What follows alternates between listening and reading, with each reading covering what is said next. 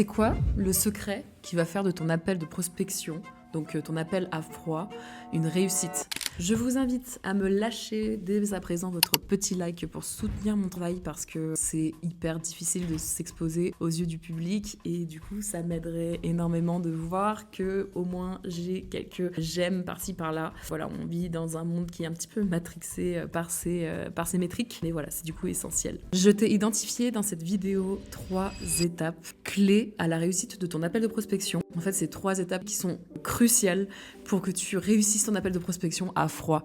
On est bien d'accord, l'appel à froid, c'est quelque chose d'hyper challengeant, c'est quelque chose que personne n'aime faire. Tout simplement, pourquoi ? Parce que dans l'être humain, se faire rejeter, ça fait pas partie de notre nature. Au contraire, parce qu'il y a eu des études qui ont montré que à l'ère préhistorique, pour survivre, on devait être en bande. Et du coup, notre cerveau a gardé cette information essentielle. Et donc, pour notre cerveau, c'est un signe de danger que de se faire rejeter par l'autre. Parce que du coup, si on se fait rejeter du groupe, eh ben, on est exposé à la mort. Donc voilà, c'est vraiment pour vous faire comprendre que vous n'êtes pas anormal si jamais appeler à froid, c'est quelque chose qui vous fait peur.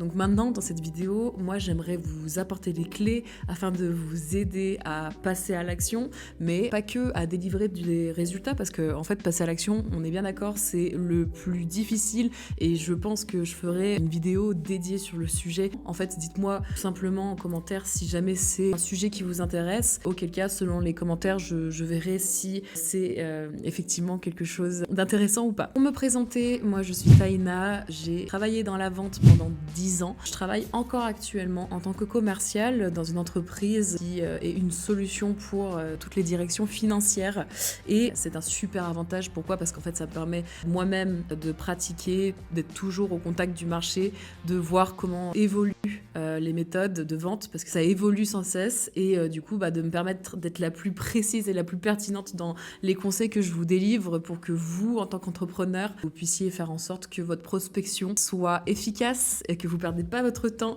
que vous ayez des résultats et que vous atteigniez donc les objectifs que vous vous fixiez. Le tout sans bien sûr vous transformer, sans mentir, ne pas être aligné à vos valeurs, j'ai envie de dire, tout simplement. Moi, du coup, dans mon job actuel, j'appelle au quotidien, je fais des call calls, ce qu'on appelle, donc le call call, l'appel à froid, je le fais quotidiennement et j'ai constaté du coup dans les métriques que j'ai un taux de réponse qui est entre 20 à 25%, donc de call connected, donc ça veut dire c'est vraiment les calls où les personnes répondent. Voilà, c'est un taux effectivement qui est très bas, notamment si on regarde historiquement. En fait, les prospects, les potentiels clients, du coup, évoluent sans cesse sur le marché, ils sont de plus en plus informés via l'information gratuite, accessible en ligne, et comme par exemple le format YouTube que là je vous délivre, mais aussi depuis l'arrivée de l'IA qui permet d'éduquer sans cesse les personnes à ça. Et donc il y a vraiment une image hyper négative des commerciaux aujourd'hui. Même vous, probablement qui regardez cette vidéo vous-même, vous avez probablement déjà été démarché minimum 10 fois dans votre vie. On a tous reçu cet appel de « Oui, je vous appelle par rapport à la facture d'électricité du gouvernement ». Voilà, si jamais ça vous dit quelque chose, selon mon opinion de commercial, c'est à cause de ces prospections-là que en fait, ça a entaché notre métier et qu'aujourd'hui, les personnes ont une opinion, une image aussi négative de ce métier-là. On voit comme des manipulateurs, des menteurs, des personnes qui sont prêts à vendre leur mère pour vendre, pour signer. Voilà, quand en fait, ce n'est pas le cas et qu'on cherche tout simplement à être bienveillant et à apporter le soutien, l'aide et à guider la personne vers la solution qui lui correspondrait le plus. Maintenant, après ce long aparté, donc la première étape que j'ai constatée, c'est d'être clair sur la raison de son appel. Pourquoi ? Parce que en fait, j'accompagne des personnes qui, par moment, appellent en n'étant pas vraiment clair sur l'intention de leur appel. Il n'y a rien de plus agaçant, je vous assure, pour quelqu'un qui n'attendait déjà pas le coup de fil, de tomber sur une personne qui la dérange déjà, ou en tout cas qui l'appelle jamais au bon moment, parce qu'on va pas se mentir, c'est jamais le bon moment de recevoir un appel qu'on n'a pas demandé et qui en plus essaie de prendre un peu de notre temps. Et donc je dirais que la pire chose à faire, c'est de ne pas être clair sur l'intention de son appel. Donc vraiment, moi j'encourage à vraiment dire bonjour, madame, Madame X, je vous appelle parce que je voudrais vous inviter à un échange afin d'en savoir un petit peu plus sur votre fonctionnement sur Y. Voilà, parce que j'ai remarqué que Z a eu telle et telle difficulté, donc je suis convaincue qu'on pourrait échanger sur le sujet. C'est vraiment en quelques secondes dire la raison de son appel. La personne vous pose la question mais est-ce que c'est un appel de prospection? Je vous déconseille de mentir. Voilà, parce que ça va pas en fait arranger la situation. Et en tous les cas, quelqu'un de pas intéressé ne le saura pas dans tous les cas. Genre c'est pas parce que vous allez mentir que la personne va devenir intéressée. Ça c'est vraiment le premier point. Deuxième point, je dirais c'est vraiment un point qui va être essentiel pour gagner du temps et être le plus personnalisé possible. Parce que déjà, comme je vous l'ai dit, le taux de réponse est entre 20 à 25%, ce qui est déjà faible. Alors en plus de ça, si vous manquez votre chance en n'étant pas pertinent et en ayant un discours générique, ça va être dommage parce que vous allez vraiment amoindrir vos efforts, qui demandent déjà beaucoup de ressources pour passer à l'action sur cette étape qui est pas facile. Donc là, je dirais, le deuxième conseil, c'est de connaître son prospect. C'est bien pour savoir à qui on s'adresse et ça se limite pas à une catégorie socio-professionnelle, genre je cible les DRH, non. C'est être vraiment au plus pertinent et vraiment connaître au mieux sa cible. Pour ça, ça signifie savoir en fait si par exemple on cible un secteur industriel bien particulier, savoir pourquoi on cible ce secteur et qu'est-ce que notre solution, notre cœur de métier va apporter à ce secteur et puis quel problème est récurrent, quel problème revient régulièrement. Voilà, qu'est-ce que rencontre cette personne-là, qu'est-ce qui ferait que ça améliorerait son quotidien. Toutes ces questions-là, ça c'est quelque chose qui est essentiel de vraiment apprendre à connaître sa cible parce que comme vous l'avez compris, c'est les 2 premières secondes dans l'appel à froid qui comptent et donc le but c'est d'être le plus pertinent possible et montrer que vous êtes expert de ce dont vous parlez pour directement, pas qu'on vous raccroche au nez ou qu'on vous dise tout simplement qu'on n'est pas intéressé.